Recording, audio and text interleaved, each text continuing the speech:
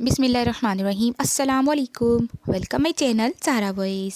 سامعین، آج کی ویڈیو میں ہم آپ کو نافرمان بندے کی روح کیسے قبض ہوتی ہے اور نافرمان بندے کی روح کہاں جاتی ہے کے بارے میں بتائیں گے۔ آپ سے گزارش ہے ویڈیو پوری ضرور دیکھیں۔ جب اللہ کے نافرمان انسان کی روح نکالنے حضرت عزرائیل علیہ السلام تشریف لاتے ہیں تو وہ اتنی خوفناک اور ڈراؤنی شکل میں ہوتے ہیں کہ رسول پاک صلی اللہ علیہ وآلہ وسلم نے ارشاد فرمایا کہ اس شکل میں کوئی دوسرا آدمی انہیں دیکھ لے تو جس کی موت کا پیغام لے کر وہ آتے ہیں، دیکھنے والا شخص اس سے بھی پہلے مر جائے۔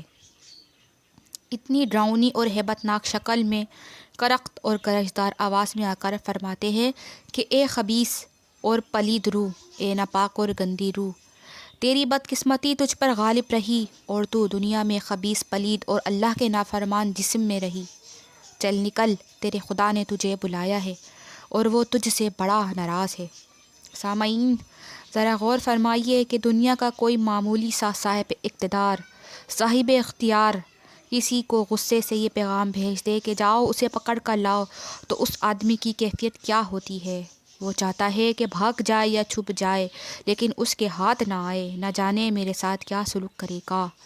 اور جس بدبخت اور بد نصیب کو خدا کی طرف سے یہ پیغام مل جائے کہ تیرا خدا تجھ سے ناراض ہے اور اس نے تجھے بلایا ہے، چل نکل، تجھے تیرے خدا کے سامنے پیش کریں، تو اس کی کیا کیفیت ہوتی ہوگی؟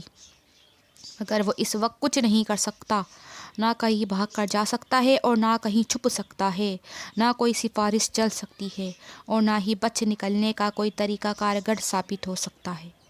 اب اس کی روح نکلنا نہیں چاہتی کیونکہ اسے اپنا انجام نظر آ رہا ہوتا ہے۔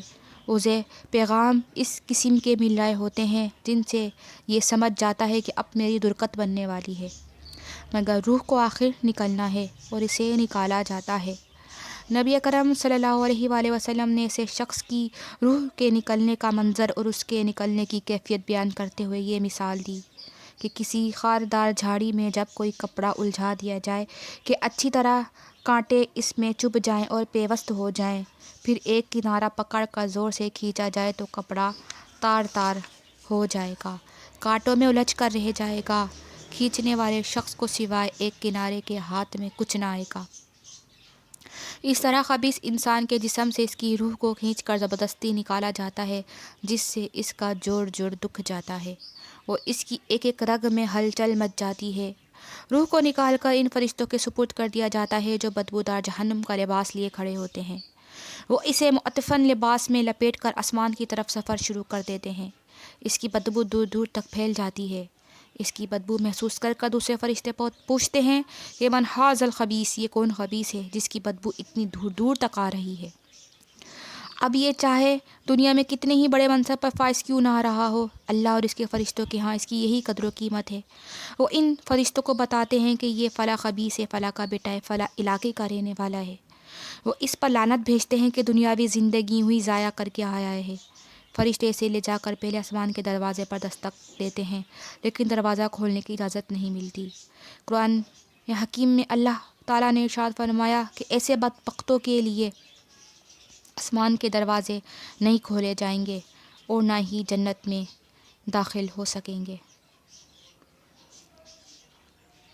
تاوقتی کا ایک شرط پوری نہ ہو جائے، اور شرط ایسی لگائی کہ جس کا پورا ہونا ممکن نہیں۔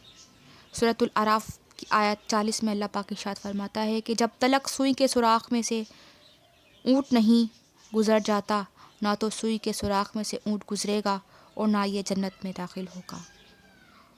ان فرشتوں کو حکم ملتا ہے کہ اس بد نصیب کو واپس زمین پر لے جاؤ، اسے آسمان پر آنے کی اجازت نہیں، اور اسے دھتکار دیا جاتا ہے۔ جی ہاں سامعین، جو نافرمان بنتے ہوتے ہیں ان کی روح اس طرح قبض کی جاتی ہے اور ان کی روح کو آسمان پر آنے کی اجازت بھی نہیں دی جاتی ہے۔ آخر میں اس بات کے ساتھ اجازت کہ اللہ تعالیٰ ہمارا خاتمہ بالخیر کرے اور ہمیں نیک کام کرنے کی توفیق عطا فرمائے۔ شکریہ۔ ویڈیو پسند آئے تو پلیز اسے لائک اور شیئر کریں اور میرے چینل کو سبسکرائب بھی ضرور کریں۔